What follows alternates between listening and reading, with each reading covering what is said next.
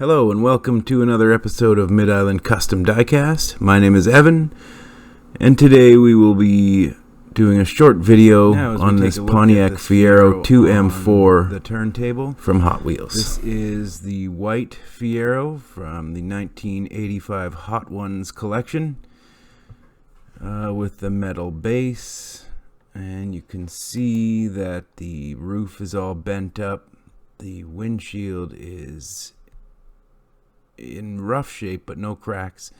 Paint's all chipped, and the decals or tampos on the side seem to have been taken off completely. Now to get this thing open, we take the spring-loaded center punch just to give the drill a place to start in the middle of this mushroom post.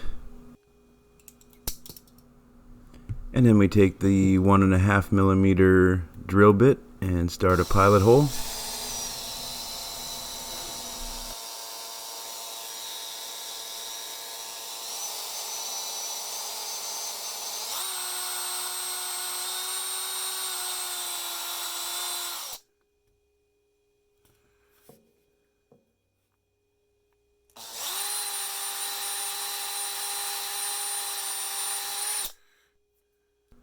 And now that we've drilled into the post some with the 1.5 millimeter, we switch to a little larger drill bit and take off the outer ring holding the base to the body.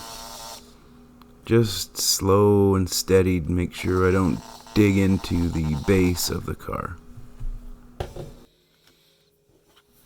now we'll take not the center punch, but my handy dandy little flat bladed screwdriver, and we'll just kind of pry the base, there it goes, off of the body. Now as we start to take a look at the components, this is the base. The wheels and axles are really bent up, but they'll be getting changed, so not to worry.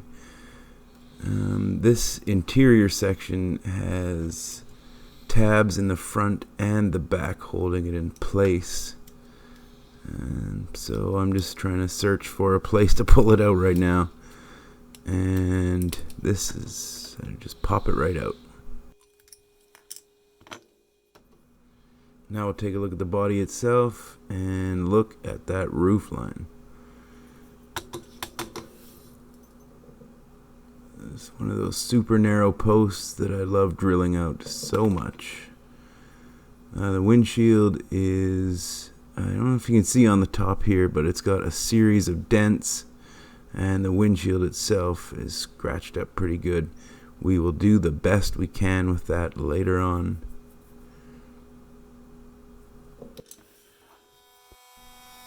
We'll take a burr tool on my Dremel and flatten out the post and clean it up so it fits nice and easy into the base plate.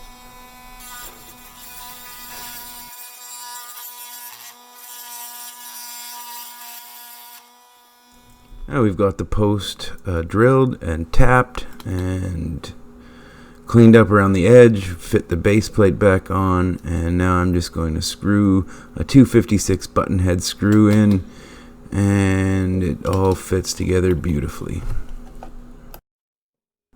Now, because I'm not interested in saving these axles, I'm just going to bend them at 90 degrees in the center tab section and take the side cutters and snip them off, and then pull the axle and the remaining wheel through the other side. Those wheels will go into the random wheel box. And we'll clean the interior and window section with some warm soapy water. And first we'll try 2 tablespoons of caustic soda in my foot-long hot dog jar. The base and the body go in there with some boiling water.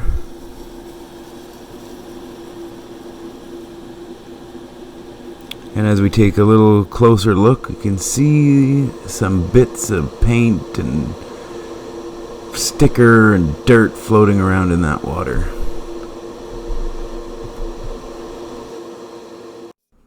You can see here that the caustic soda did not work very well. It looks like either the white paint or some primer is left behind. So we'll take the wire brush attachment on the Dremel and try to work some of it off. It didn't go so well. So as you'll see next, we move on to the chemical paint stripper, which is the circa 1850 Super D Solver Gel. And the car pieces look pretty good, but we're going to make my life easier by putting this in the stripper for a few minutes. And we just take an old paintbrush and make sure that that stripper gel is on all the bits and pieces that need it.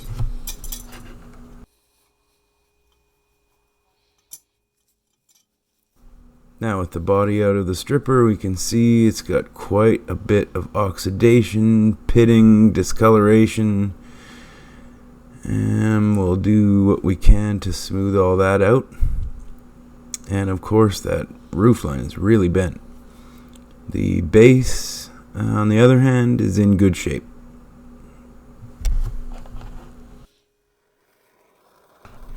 So I really don't know what I'm doing bending this roof section back straight, but we try a little propane torch to heat up the metal, and I've got this contractor's pencil, and I'll try to manually bend it back. That didn't really do much for me. You can see I've just got it sitting on a piece of wood. I try to hit it with a hammer. I put the pencil back in. I hit it with a hammer. I take the pencil out. I hit the car with a hammer some more. Then I take it out of the little vise and I grab these bending pliers. You can see it's getting a little better here.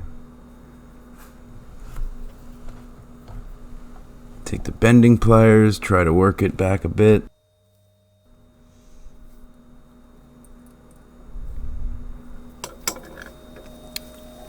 And I take the hammer to the front A-pillar, try to push it back in straighter. And then I move the car back to the vise and hit the other side a bit more.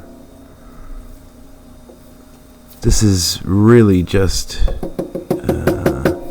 I guess I gotta do a little bit more homework on how to fix this. We move to the bigger vise, still hitting it with a hammer. I'm surprised I didn't break the A-pillar right off the roof. Now we move to the anvil section of the vise, and this is where I finally found success. At least it looks okay. Now we move on to some either 0.0 or 4/0 steel wool. We wipe the car down, and that does a pretty good job of removing the oxidation and any remaining paint stuck. And we switch the Dremel on, and this is a brass wire brush, and we'll give the car a once over with that.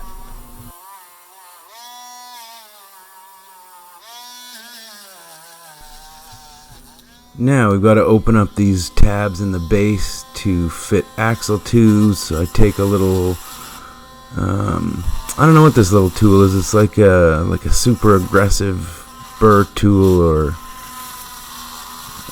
something, and I just knock the tabs down so that I can fit a file in between and widen them up to put the 1/16 K&S brass tube in.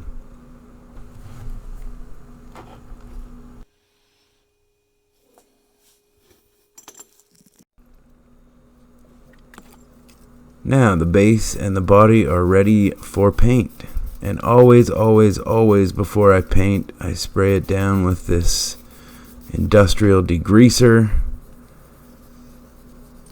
and give it a good toothbrushing.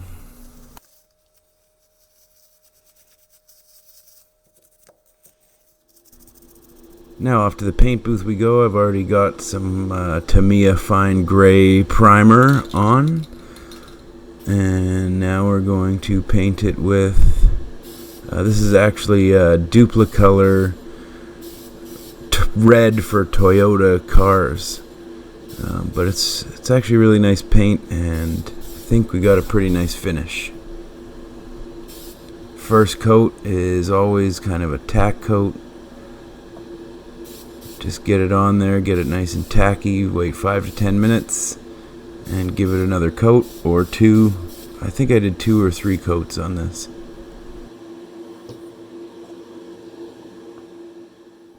Now we move on to detailing. Use this Sharpie paint pen for a bunch of the trim lines, I guess you call them, along the side panels. And then I switched to just some Tamiya gloss black for the bits around the window and the mirrors and a couple other little details that we'll see when we get to the end.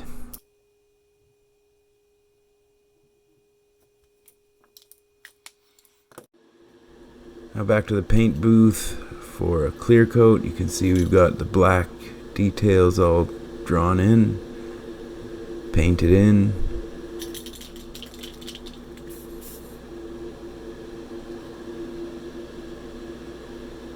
There's a good look at it.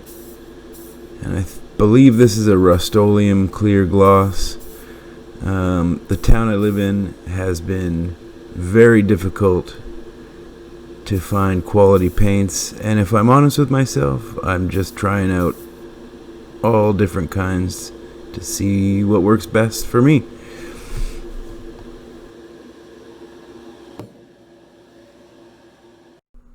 Now as I take the interior and the glass and put it all back together, let's have a little reminder of where we started.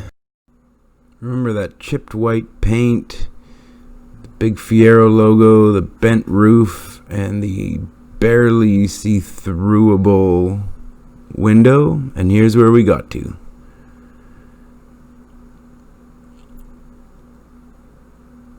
I want to thank everyone for watching.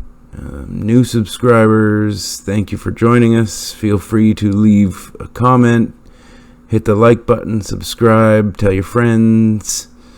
Thanks very much, and we'll see you next time.